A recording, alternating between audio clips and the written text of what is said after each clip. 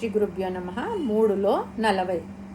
ఓం ఇంద్రియాణి మనోబుద్ధి రస్యాధిష్టానముచ్యతే ఏతైర్విమోహయత్తేష జ్ఞానం ఆవృత్య దేహినం. పదాల వివరణ తెలుసుకుందాము. ఇంద్రియాణి, ఇంద్రియములు అంటే కళ్ళు, ముక్కు, చెవులు, నాలుక, ముక్కు, చర్మము మొదలైనవి. మనః, మనస్సు, ఆలోచనలను కట్టిపడేసే అంతఃకరణం. బుద్ధి, వివేకము, తీర్మాన శక్తి, సత్యాన్ని తెలుసుకునే శక్తి. అస్య అంటే ఈ కోరిక యొక్క. అధిష్టానం, నివాస స్థానం. ఉచ్యతే అని చెప్పబడింది. ఏతై వీటి ద్వారా. విమోహయతి మాయలో పడవేస్తుంది, గందరగోళం చేస్తుంది. ఏషః ఈ కోరిక అంటే కామము. జ్ఞానం, జ్ఞానము, బుద్ధి, సత్యం తెలుసుకునే శక్తి. ఆవృతం అంటే దాచిపెట్టడం, కప్పివేయడం. దేహినం శరీరంలో నివసించే ఆత్మను. తాత్పర్యం ఏమంటే శ్రీకృష్ణ పరమాత్మ అర్జునునికి చెప్తున్నాడు, ఓ అర్జున, ఈ కోరిక మనిషి శరీరంలో ఎక్కడ ఉండునో నీకు చెబుతాను. ఇది ఇంద్రియాలలో, మనస్సులో, బుద్ధిలో స్థిరమై ఉంటుంది. ఈ 3 ద్వారాల ద్వారా అది జ్ఞానాన్ని కప్పి మనిషిని మాయలో పడవేస్తుంది. అంటే మనిషి యొక్క ఆత్మ సత్యాన్ని తెలుసుకోవాలంటే జ్ఞానం కావాలి. కానీ కోరికలు మన ఇంద్రియాలు, మనస్సు, బుద్ధి అనే మార్గాల ద్వారా మన జ్ఞానాన్ని కప్పేస్తాయి. నిజమైన ఆత్మస్వరూపాన్ని గ్రహించలేకపోతాయి. పరమాత్మ ఏం చెప్తున్నాడంటే, పరమాత్మ చెప్పిన విషయాన్ని దృష్టిలో ఉంచుకొని అనవసరమైన విషయాలలో మనకి హాని కలిగించేటువంటి కోరికలను దగ్గరికి రానికూడదు. మనము బాధ్యత తీర్చుకోవలసినటువంటి కోరికలను మాత్రమే తీర్చుకోవచ్చు. దుర్మార్గపు కోరికలు కాకుండా మంచి కోరికలు అంటే మనకు అవసరమైన కోరికలు మాత్రమే.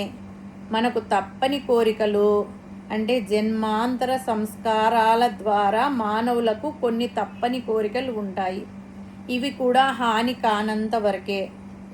వివేకంతో ఆలోచించి అపమార్గంలోకి ప్రోత్సహించని కోరికలను ప్రోత్సహించుకోవాలి. మన కోరికల్లో కూడా సాత్వికమైన కోరికలు అంటే గుడికి వెళ్దామనేది కోరికే, తినడం అనేది కోరికే, పూజ చేసుకోవడం అనేది కోరికే. అలా మన కోరికల్లో కూడా సాత్వికమైన కోరిక. ఎందుకంటే జ్ఞానాభ్యాసం కోసం, జ్ఞానం కోసం ఉండే కోరిక అది. జ్ఞానం కలిగే వరకు ఉండవలసిన కోరిక. అటువంటి కోరికలు ఉండవచ్చు, కానీ ఇతర కోరికలు ఉండకూడదు.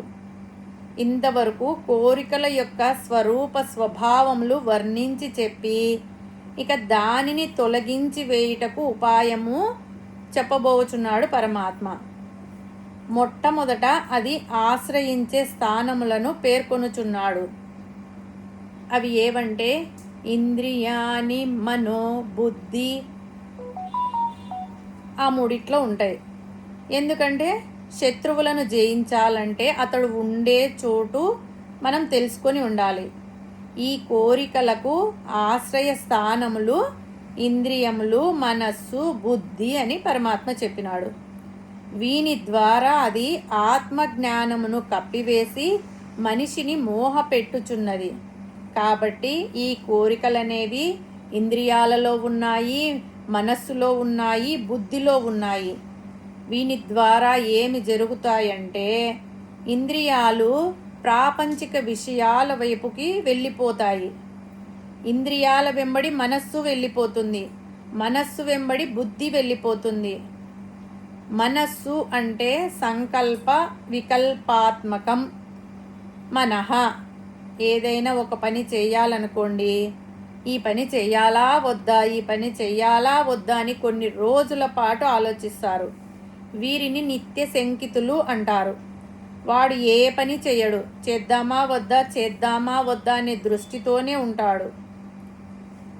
ఇక్కడ 2 మార్గాలు ఉంటాయి. ఏదో ఒక మార్గంలో వెళ్ళాలి. అసలు అంటూ బయలుదేరితే మనం సరైన మార్గంలో వెళ్తున్నామా లేదా అనేది తెలుస్తుంది. తర్వాత అది సరైన మార్గం కాకపోతే తర్వాత మంచి మార్గంలోకి వెళ్ళగలం.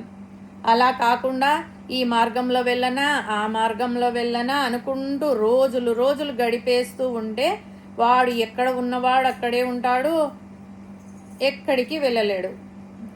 అందుచేత ఈ సంకల్ప వికల్పాత్మకమైన మనస్సు స్థితి దాటి నిశ్చయాత్మకమైన వ్యవసాయాత్మికమైతే, అంటే ఒక నిశ్చయం, వ్యవసాయాత్మిక బుద్ధి, పని చేయడానికి వీలుదగిన నిశ్చయం ఏదైతే ఉంటుందో ఆ నిశ్చయంతో కూడుకొని ఉన్నప్పుడు దాని పేరే బుద్ధి అంటారు.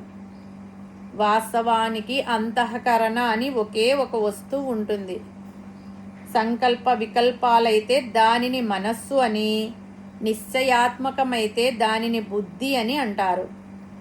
మన అంతఃకరణాన్ని జాగ్రత్తగా పెట్టుకోగలిగితే మనకు జ్ఞానం కలిగినట్లే. కానీ ఈ అంతఃకరణానికి ఇంద్రియాలతో లింక్ ఉంది. రైలు పెట్టెలు ఎక్కడికి వెళ్తాయి చెప్పండి? ఎక్కడికి వెళ్తాయి? ఇంజన్ ఎక్కడికి తీసుకెళ్తే అక్కడికి వెళ్తాయి. ఈ ఇంద్రియాలు ప్రాపంచిక విషయాల వైపుకి వెళ్తుంటే దాని వెంబడి మనస్సు కూడా వెళ్తుంది. ఈ మనస్సు బుద్ధిని కూడా తీసుకెళ్తుంది. ఏతై విమోహయతి యత్యేష. మోహయ అని చెప్పకుండా ఇక్కడ విమోహయతి అని చెప్పడం వలన కోరిక మనుషుల్ని ఎంతగా బాధించుచున్నదో స్పష్టమగుచున్నది.